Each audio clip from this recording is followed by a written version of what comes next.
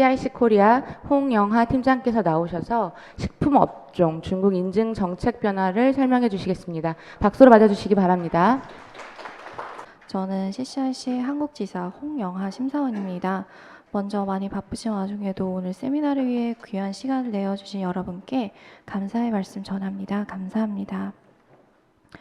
오늘은 중국의 식품 감독에 관한 주요 기관 식품 분류 방법 및 필수 규제에 대한 설명과 법규 갱신 동향을 준비해 왔습니다.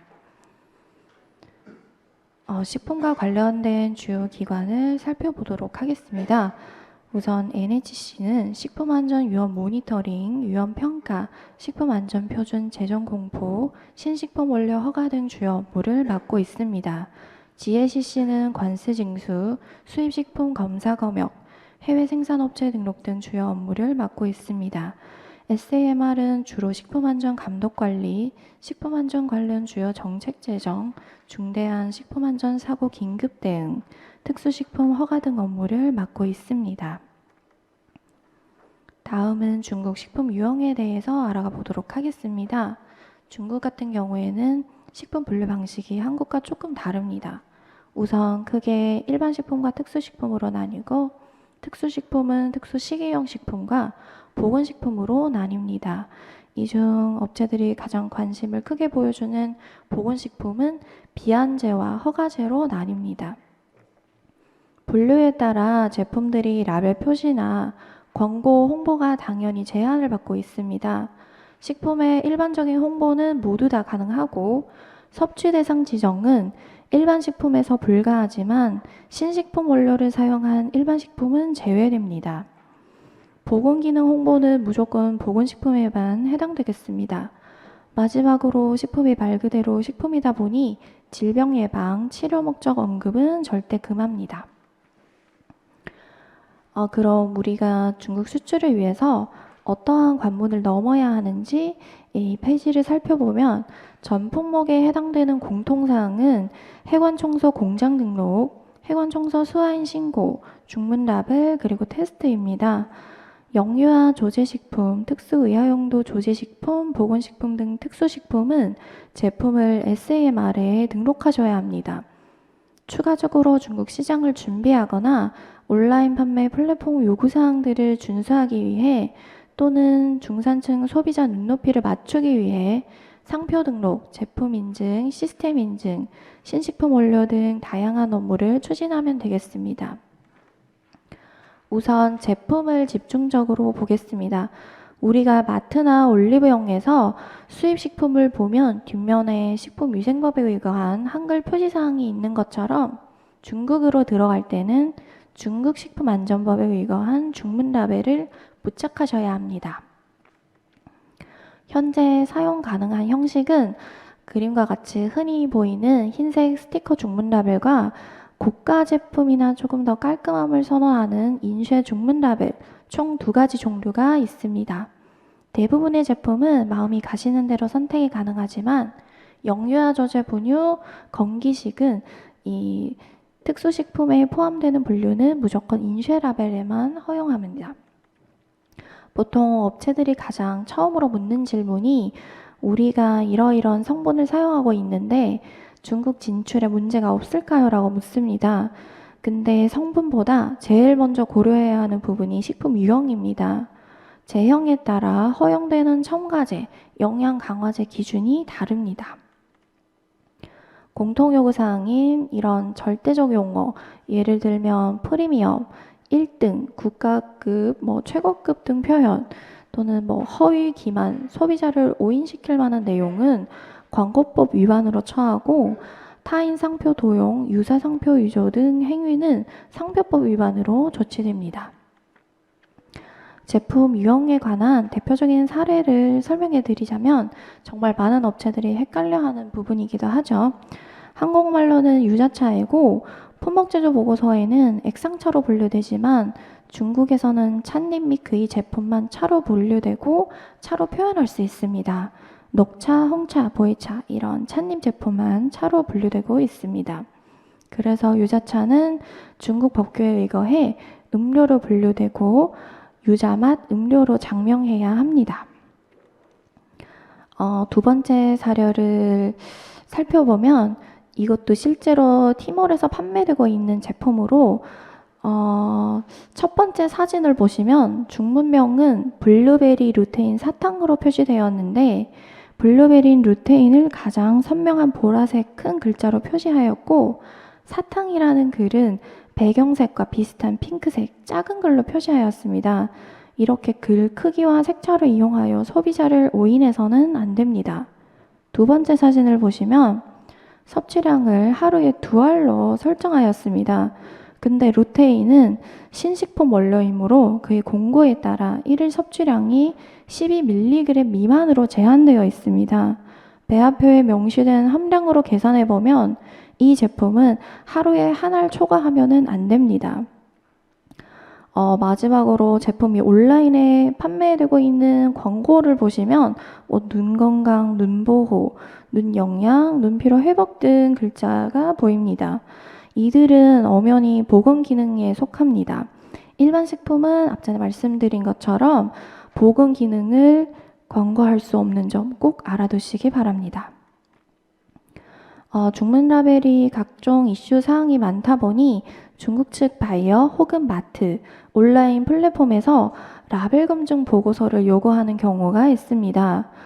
중문 라벨은 유형 판정, 원료 검토, 문항 검토 등 여러 절차를 거쳐 확정되며 절대 단순한 패키지의 중국어 번역은 아닙니다. 계속해서 영양 라벨에 대해서 살펴보겠습니다. 영양 라벨은 포장식품 중문 라벨의 일부분에 속하며 영양 라벨에는 여러분들이 잘 알고 있는 영양 성분표 이외에 영양 표기 또는 영양 성분 기능 표기도 포함되어 있습니다. 우측에 보시면 영양 성분표 또한 주요 전시면의 영양 성분 기능 둘 다 영양 라벨의 내용이 되겠습니다. 업체들은 비용적 부담 또는 단순히 번거로운 게 싫어서 자체 분석실에서 영양 성분 테스트를 하시거나 혹은 한국시험소에서 진행된 성적서를 제공하고 중문 라벨에는 이 성적서의 값을 토대로 베끼는데요. 근데 추후에 중국 시장 사후감독 무작위 검사 시 중국 정부는 무조건 중국 시험법대로 진행하게 됩니다.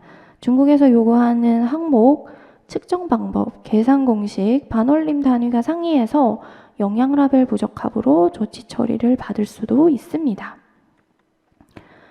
영양 성분 분석 외에 또 사전에 진행해보는 좋은 테스트는 바로 법정 항목 지비 테스트입니다. 수출 제품은 지비에 부합하다는 것을 보장해야 하는데요.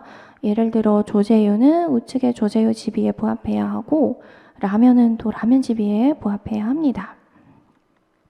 화면과 같이 제품 지비에는 주로 관능, 이화지표, 미생물, 중금속, 잔류농약 등 요구사항이 포함되어 있습니다. 해관 청소 공작 등록에 대해서 설명드리자면 지금 아마 매우 익숙한 업체들도 있고 아직 금시초문이라고 느끼는 업체도 있을 겁니다. 화면과 같이 신고 버전 비교표를 통해 여러 변경사항이 있다는 걸 알 수 있는데요. 여기서 주목해야 할 부분은 예전에는 중국 당국이 재검사, 사후심사 등 방식을 통해 등록기업이 등록요구 부적합 정황을 발견하고 조치 처리를 해왔는데 지금은 등록기업이 스스로 부합성을 판단해야 하고 부적합 정황이 발견 시 자진 중단 신청과 즉각적인 시정 조치를 해주셔야 합니다. 소재국 혹은 소재지역 주관당국 추천이 필요한 18가지 식품 유형은 화면에 명시되어 있습니다. 나머지 유형은 다 업체가 스스로 자체 신청을 할 수 있습니다. 둘 다 등록관리 시스템 아이디를 신청하고 절차에 따라 신청을 올리면 되는데 추천 등록 대상자는 주관 당국으로부터 시스템 아이디를 부여받으셔야 합니다. 등록된 업체와 제품 정보는 수시로 갱신되고 해관청서 사이트에서 조회를 할 수 있습니다. 등록번호 취득 후 식품의 내외 포장에 표시하는 것도 필수입니다. 여기서 내포장은 소비자가 직접 접하는 최소 판매 단위이고 외포장은 물류단이라고 이해하시면 되겠습니다. 라벨링 작업을 할 때 공작 등록 번호를 넣는 거 꼭 알고 미리 준비하시기 바랍니다. 계속해서 GACC 수화인 신고를 살펴보겠습니다. GACC 수화인 신고도 앞전에 설명드린 GACC 공장 등록과 같이 꼭 넘어야 하는 관문이지만 다행히도 보다 간소화된 신고 교재가 있겠습니다. 이는 대부분 업체가 다 알고 있다고 보지만 수출자, 수입자, 생산자 모두가 필수로 해야 하고 생산자일 경우 신청 시 제종등록번호와 식품 유행을 기재하는 란이 있어서 우선 먼저 공작 등록부터 하셔야 합니다. 보통 수입자의 등록은 현지 수입자가 알아서 진행하고 저희는 생산자, 수출자 신고만 시스템을 통해서 진행하면 되겠습니다. 일반 식품보다 까다로운 특수식품에 관해서 설명드리겠습니다. 특수식품들은 전부 SAMR을 통해 등록을 해야 합니다. 구비 서류는 제품 배합, 생산 공정, 라벨, 설명서, 그리고 제품의 안정성, 영양 충족성과 주장 효과를 표명하는 자료들이 있겠습니다. 특수식품 중에 가장 관심이 많은 보건식품에 대해 구체적인 설명을 드려보겠습니다. 우선 중국의 보건식품은 비한제와 허가제로 나뉩니다.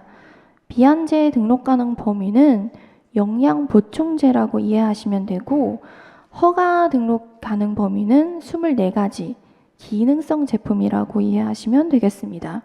소요기간은 비한제 2년, 허가제 3년, 유효기간은 비한제 제품은 아직 법적으로 명시되어 있지 않고 허가제는 5년입니다.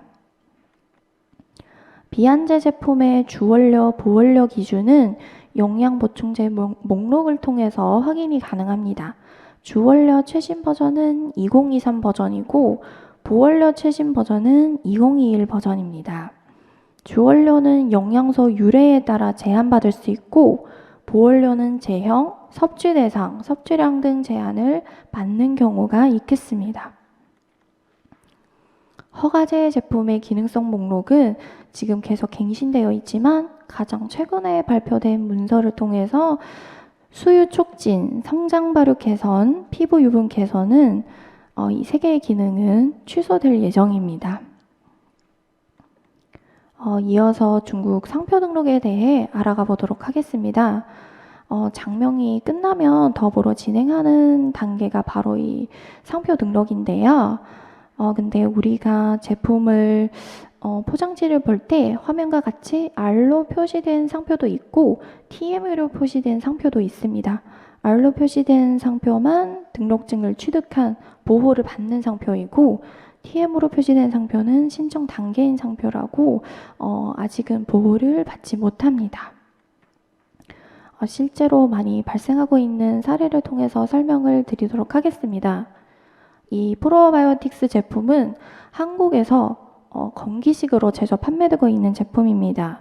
중국 상표 등록 시에 당연한 마음으로 건기식 상품 분류인 O분류를 선택하였고 상표권을 취득하였습니다. 그러고 중국 바이어를 찾고 나서 저희한테 중국 건기식 등록과 라벨 설계를 의뢰하게 되었는데요. 이때 업체 측은 뒤늦게 중국 건기식 허가의 어려움을 알게 되고 부득이 제품을 기능이 없는 일반 식품유형인 고체 음료로 리뉴얼하게 되었습니다. 고체 음료는 32분류에 해당되어 결론적으로 기존에 등록된 상표권을 쓸모가 없게 된 겁니다.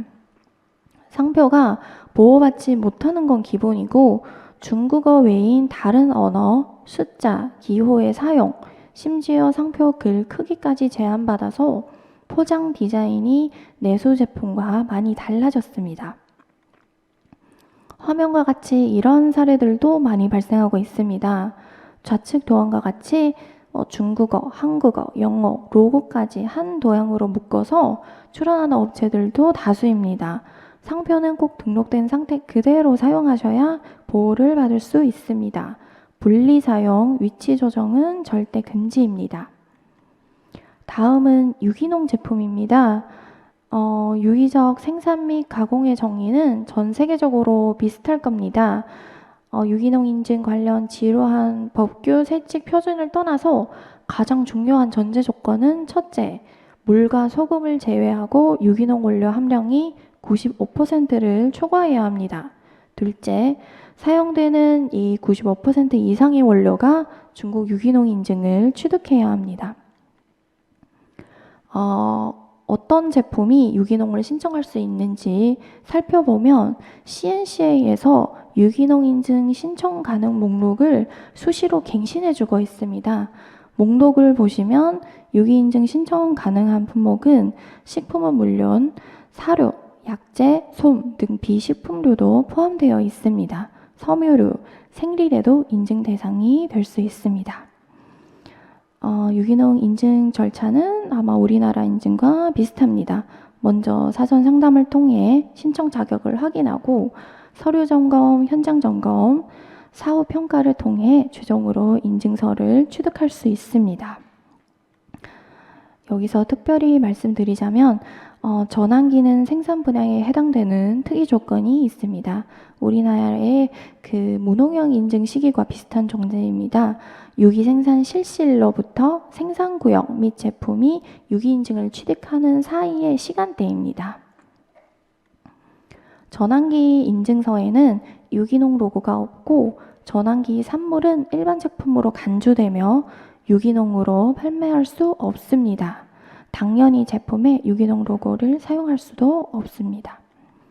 유기농 인증서의 유효기간은 최장 1년이고 근데 지금 여기에 나온 것처럼 1년 미만일 경우도 있습니다. 이유는 앞서 말씀드린 바와 같이 완제품의 원료가 반드시 중국 유기농 인증을 획득한 원료여야 해서 만약 공급받는 원료의 입증 자료인 판매 증서의 기간이 1년 미만일 경우 그 이후로 생산된 완제품은 더 이상 유기원료로 제조되었다는 것을 입증하지 못하기 때문에 원료 만기일과 동일하게 결정됩니다. 유기제품 식별 표시인 유기농 스티커, 판매 증서 또는 유기번호 인쇄를 살펴보도록 하겠습니다. 보통 대량 거래되는 원물 또는 반제품은 판매증을 신청하는 게 편합니다. 소비자에게 낱개로 판매되는 완제품은 스티커를 신청하면 되겠습니다. 낱개로 판매하지만 또 엄청난 물량을 제조하고 있는 업체라면 스티커를 부착하기엔 현실적으로 너무 힘드니까 이렇게 그림과 같이 원래 스티커에서 요구되는 내용을 아예 제품에 인쇄하셔도 가능합니다. 계속해서 시스템 인증 중 가장 대표적인 햇섭 GMP, 유제품 GMP에 대해 설명드리자면 현재 중국에서는 영유아 저제분유 공장에 대해 햇섭과 유제품 GMP, 건기식 공장에 대해서는 GMP를 거의 강제로 요구하고 있습니다. 최근 몇 년 동안 중국의 식품 소비를 훑어보면 소비자들은 다양한 식재료 첨가로 더욱 풍부해진 영양 기능이 뛰어난 제품, 특수 집단 수요에 맞추어 기능 세분화된 제품, 같은 제품이 다른 형태로 변환된 제품을 선호하기 시작했습니다. 한마디로 식품 시장의 차별화된 제품에게 새로운 기회가 주어졌다고 생각합니다. 업체는 차별화의 홍보를 위하여 법규 지지가 필요한데 우리는 이런 장점을 홍보하고 싶은데 관련 근거가 없고 받을 만한 인증이 없다. 이러한 고충을 해결하기 위해 저희가 맞춤형 인증 서비스를 출시하였습니다. 성공 사례를 말씀드리자면 혈당 고민이 있는 분들이 선호하는 저지하 인증, 고급 주류 인증 받을 수 있는 염분주 인증, 그리고 숙성 과정을 거치지 않은 나무에서 염분 인증 등 어떠한 입증이 필요하면 저희는 중국 정부를 통해 허가를 받고 인증을 만들어 드릴 수 있습니다. 마지막으로 법규의 동향을 알아가 보도록 하겠습니다. 중국 시장감독관리총국은 식품 첨가제 사용 기준인 GB 2760을 발표하여 식품 첨가물의 사용 원칙을 재규정하였습니다. 이 새 규정은 2025 2월 8일부터 시행되오니 지금부터 제품의 지속 수출 가능성 판단을 하시면 좋을 것 같습니다. 유제품 GMP 인증 근거도 버전업이 되었으니 인증 획득 업체 또는 획득 의향이 있는 업체는 많은 관심을 가져주시기 바랍니다. 영양 라벨 국가 표준 개정도 지금 계속 움직이고 있습니다. 영양 라벨 필수 표기 사항이 기존 5가지에서 9가지로 확대될 예정입니다. 영양 라벨 면제 가능 품목과 조건도 일부 개정될 예정입니다. 예전에 알코올 함량이 0.5% 이상이면 무조건 영양 라벨 면제가 가능했는데 지금은 알코올 함량 기준에 당류 함량 기준을 덧붙일 예정입니다. 이상 제 발표를 마치도록 하겠습니다. 문의사항 있으시면 언제든 저희 CCIC로 연락해 주시기 바랍니다. 감사합니다.